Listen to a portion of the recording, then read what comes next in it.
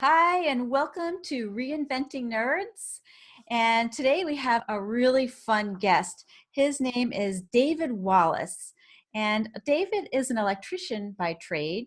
He's also the president of Fifth Avenue Energy. And what is Fifth Avenue Energy? It's a San Diego-based electrical contracting firm that specializes in solar and renewable energy solutions in the commercial and industrial space. Now, David has big plans for this company. I'll let him tell us about that as we move through the show here. But first, let's hear a little bit more about David. So welcome, David, and tell us a little bit about yourself. Hi, Joanie. Well, of course, my name is David Wallace. I am 39 years old, and I grew up in the Southern California metropolitan area. And what is particularly unique about me is I grew up kind of loving all things technical or complicated or based around science, and kind of found my calling early. So I would start by taking stuff apart that I would get for Christmas, literally on the day, and it would all be in pieces. And my family thought I was nuts, and I would ask for these really expensive toys that did all this robotic type of things, and I would take it all apart to see how it worked. Couldn't put it back together, but loved taking it apart. So about me, I am married. I have two wonderful daughters. I have two older sons. I have a German Shepherd who's getting on my nerves, and you know, aquarium, a few fish, and some other stuff. I don't know. Other than that, I just a lover of all things technical, especially renewable energy. Okay, yes. And yeah, tell us a little bit about that and your firm. So when you do the renewable energy, what part of it do you do? Or you start to finish or yeah, where's your Well, role? we come in and we kind of give the once we get the permission to kind of roam the site and do like a big introspection. I compare it to a like your doctor giving you a physical, and we kind of go through the facility and look at what they're using, what kind of lighting do they have, what kind of HVAC equipment they're using, how they're using it, how long they use it, are they drawing power at night, is it in excess of what they need, and we kind of give the whole building a once over. Then we kind of decide how to best approach mitigating the energy they're consuming against their budget. And everybody has a budget, but if money wasn't a factor, you would look at it from top to bottom, what consumes the most, and then attack that as a problem. And you basically go through it and take it one step at a time. And you may change out lighting, you may change out, you may add solar panels, you may add a battery, you may change out the HVAC system, or maybe they're running with all these things already in place and they're not using it correctly. And it's running at night, no one's in the building. And you come in and you just kind of assess and then come up with a plan of attack. Okay, so I'm seeing in this scenario lots of opportunities, we'll call them, to communicate with people. And since I'm all about how do technical people communicate with non-technical people, because it sounds like you might be dealing with some non-technical people too, right? Right. Yeah, tell us about that. Tell the viewers and the listeners what kind of scenarios you run into where you are having to communicate these technical issues to these folks. Well, the largest obstacle that I find that it's not a non-technical person per se, or at least they wouldn't classify themselves as that. Okay. They're usually engineers and they have an engineering background. However, they are primarily focused in buildings and facilities and drywall and asphalt and things like that. And they're not used to speaking about flow of electrons and solar, Yeah. azimuths and, things of that nature. And what makes solar very complicated is that the pricing is constantly fluctuating, not necessarily always going down. If you notice recently, there's been tariffs on some of the stuff coming Hmm. from China. That's a large manufacturer of solar panels, and so that affects us down the line. Hmm. And so where you end up with the struggles is conveying this to your buyer, to your customer, and letting them know that you feel their plight and you want to solve their problem, and you have to mask over these issues, especially when it comes to budget or timeline or procurement. And it's easy for the guy who bathes in this every day and who kind of lives and breathes this world to convey. I can say these things, but the emotion that I express is not received well on the other side, because maybe they're just a bean counter, and maybe they just have a certain budget, and maybe they're like, dude, get it out so I can check this box. Whoa, And wait a they kind minute. of get excited. So what's the emotion that comes with this? Tell me more. There's an emotion that comes when you're driven by something. If I could literally do my job for Hmm. free, I would. Yeah. That's That's why I went into business. Right. To be honest, the sales gets in the way.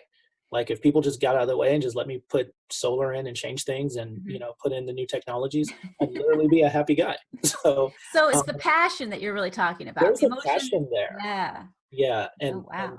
and it can make or break a sale because I can be passionately frustrated that they're not understanding their That's a needs. new term for me, passionately frustrated. Right. All right, And let's get that down. that leads to some aggressive negotiations sometimes when you have two personality types in the same room.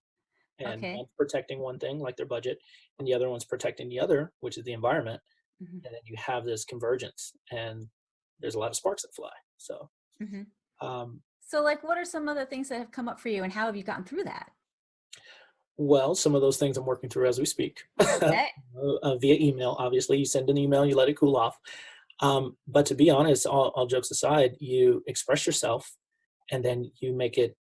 It's kind of like a marriage. You make the environment pleasant enough where they can express themselves back, and then you try to mitigate the obstacles and surmount the obstacles because there's a lot of passion that goes back and forth. There's a lot of experience that goes back and forth where one person will say, well, how come you can't just do this? And that may be, why can't you just build this thing, throw some panels on it, give me a price and move on? Mhm. Well, because it's not that simple. There's other things we're mitigating. We're looking at your consumption. We're looking at rising energy rates. We take all those things into account to provide you the best price and the best equipment.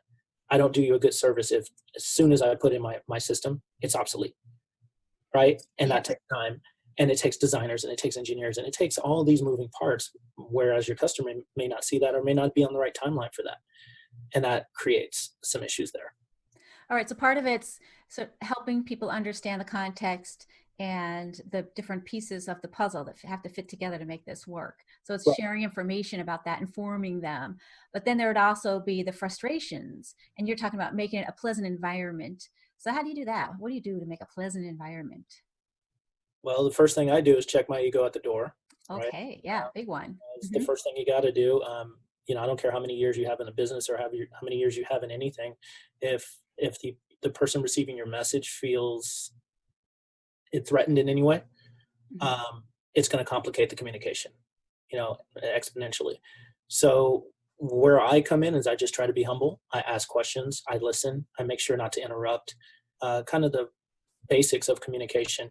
And then the thing I think is hardest for me is reading body language. Okay. Body language is a big one. The nonverbals is huge, and Okay. training Mhm. yourself to read those is huge. All right. So, this is something that comes up a lot for nerds, right? That I mean, it comes up for all of us, but that's not something that we were necessarily trained in school and your engineering trade, how to read body language. How did you do that? How did you learn how to do this?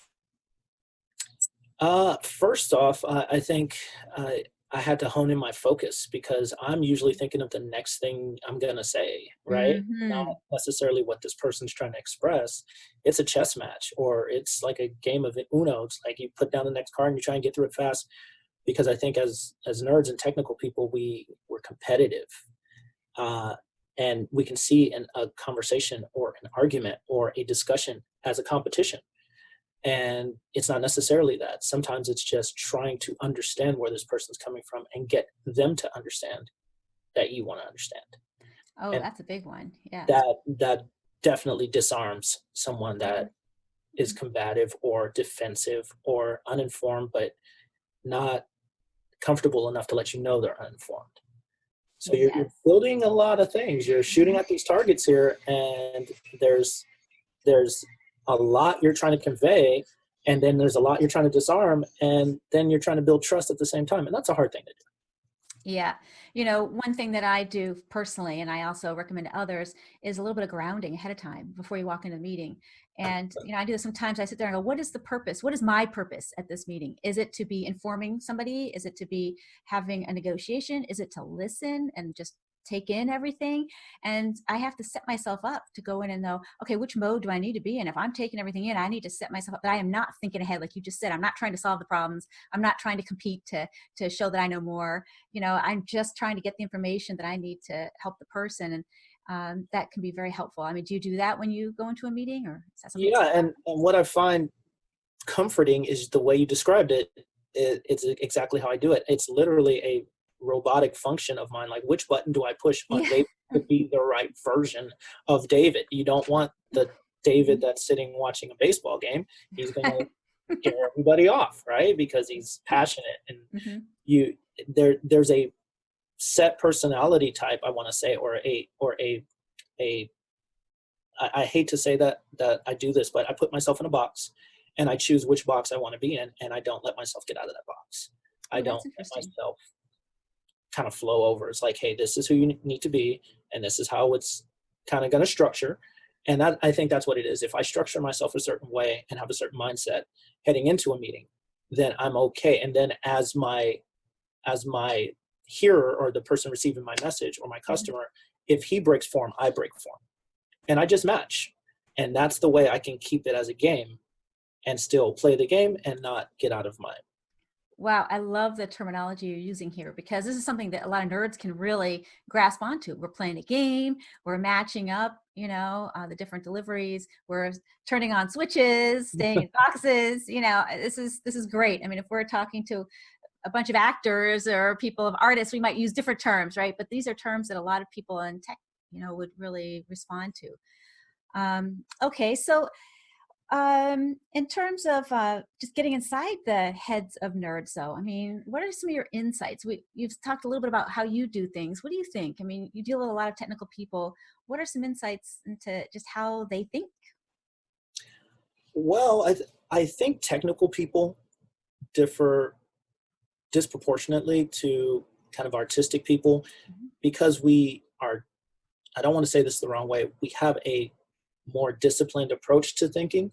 Mhm. And if we don't have the freedom to say, I'm just going to Bob Ross it and just start building a bush over here and start painting. I mean, you do not want me painting or Mhm. coloring or drawing or doing anything like that, because I'm undisciplined in that area. Where I stay is in my comfort zone and in my box. And I'm okay with not being able to think out of the box because I have so many boxes. Otherwise, it's a mess. And I don't like being a mess. I'm at a loss when I'm a mess. So what's going on in my head, especially when things hit me, like emotions I'm not ready for, or I'm not familiar with, is I try to find a way to classify them.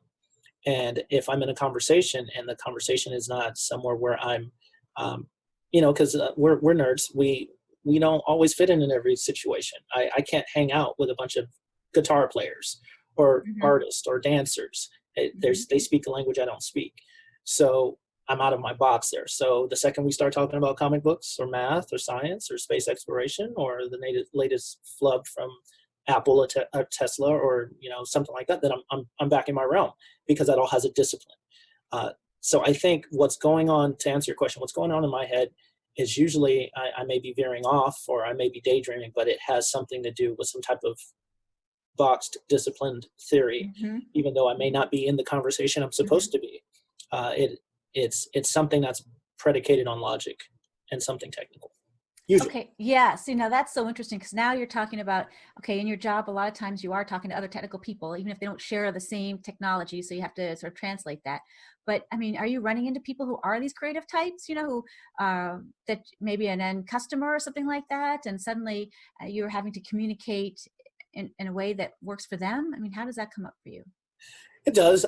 Usually, I want to say more often than not, I deal with more technical people, which makes me feel more comfortable in my job. Mm-hmm. When I get the atypical personality type, someone that's non-technical that wants to kind of rattle it out, I mean, I deal with everything from, John Wayne type guys who wants to shoot from the hips and, kind of throw some numbers in the air and say, hey, is that close? And you kind of stand back like, no, that's not close at all. Where did you come up with that number? Like, actually, what are you speaking? Are we even talking about the same project? Like, is this like, you have a million questions, and then I Mm-hmm. can veer off, kind of like I'm doing now.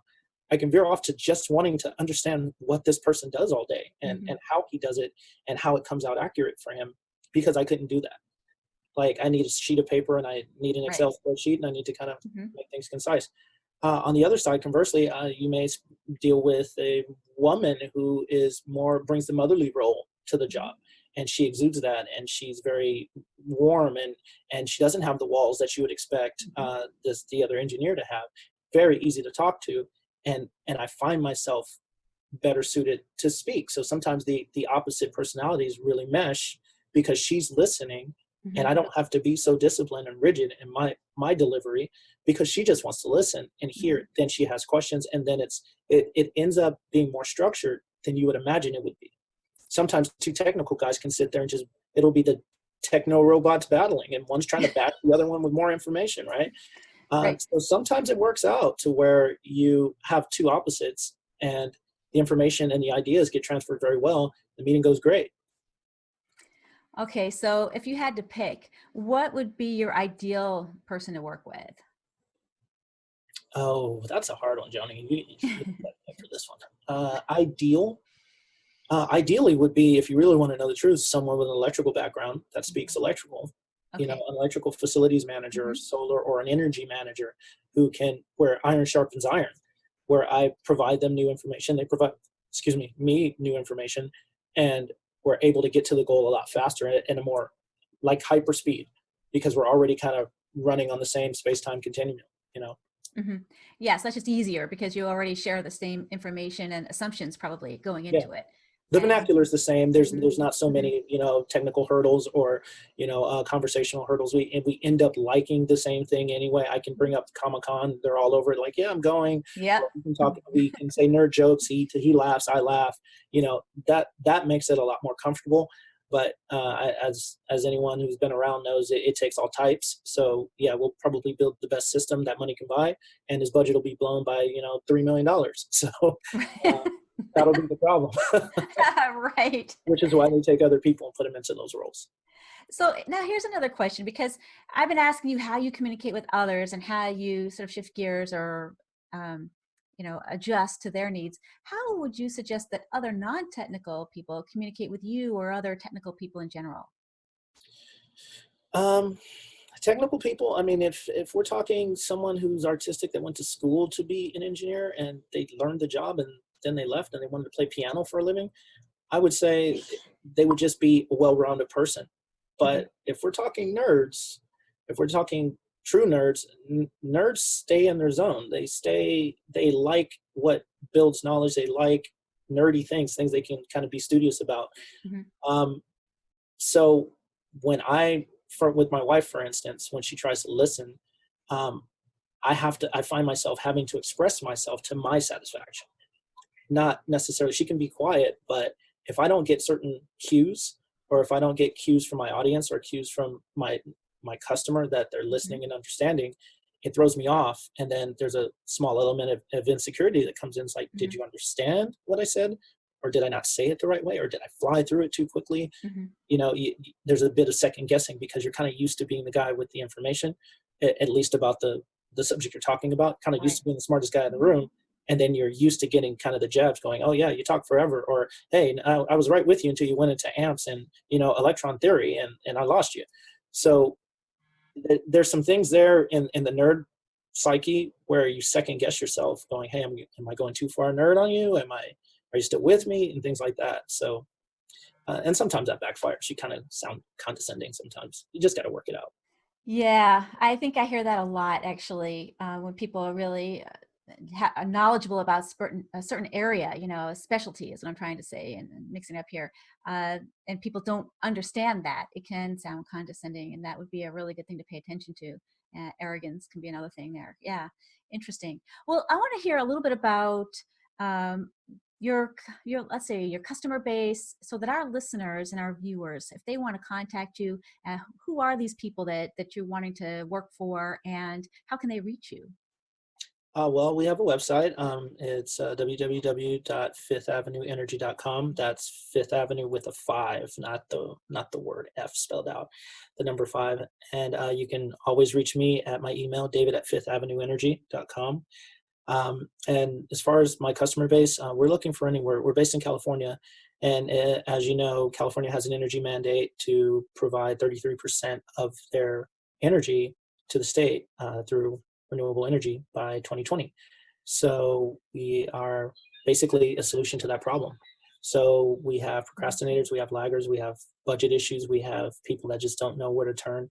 And what we try to be is a cure all for the firm that are we're technology agnostic. We don't sell one technology versus the other. We come in, we diagnose, we work with your budget, and we get you off the grid as best we can. And that ends up paying for itself in one way or another. So right now we're in this state space. We're working with Caltrans. We're in the federal government space, and then we're doing private commercial work. We're even doing EV charging stations for the new electrical vehicles that are hitting California, and we're expecting that to do pretty well. Right, and you also have plans to go national too, right? Absolutely. So and that curves into the federal government platform arena in the business model. We're planning just to go to the military bases because usually what we've seen going back to 2008 when we first started in solar, we saw that the government was the first to adopt and really start cranking it at volume. And, it turned to be kind of the catalyst for the economy, the solar economy in California, which is booming. So we figured we'd start here and start with our roots and then just branch out and kind of head towards the East Coast, see what stops us. And it won't be the communications. We've already heard that here because you've actually come a long way. I mean, I'm really impressed that you're very insightful in the way you look at how to interact with people. That's something that I don't see as often when I'm working with technical people. And those are the kind of skills that people need to learn. So you're a great role model. And I mean, are you teaching these to people on your teams too? I mean, do you have these technical people on your teams that you impart these skills to? And if so, how do you do it? Well, I appreciate the compliment. A great role model. I wasn't going to go that far. I think some of my team would say, David, a great role model. Yeah, he can Oh, teach you how to do some things. Um, I think it's one of the byproducts as a CEO and an entrepreneur. We wear all the hats, and we're sometimes the horse and the jockey. And there's a progression there. You never finish where you started.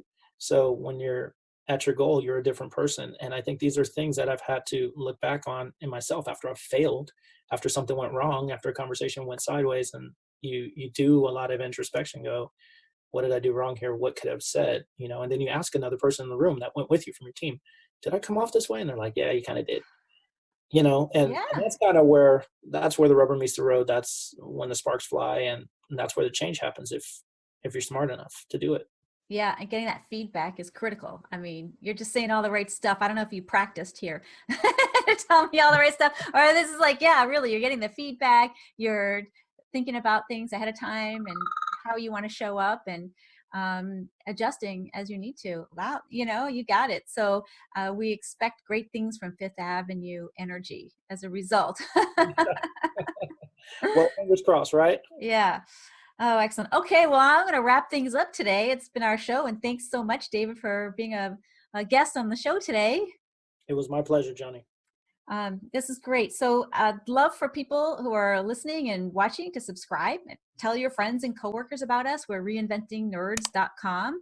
And you can also find David's contact information on our show notes on that site. And you can join our Facebook and LinkedIn groups as well if you want resources and interesting conversations with people like David, who is actually a member on my LinkedIn group. So thank you very much and have a good day.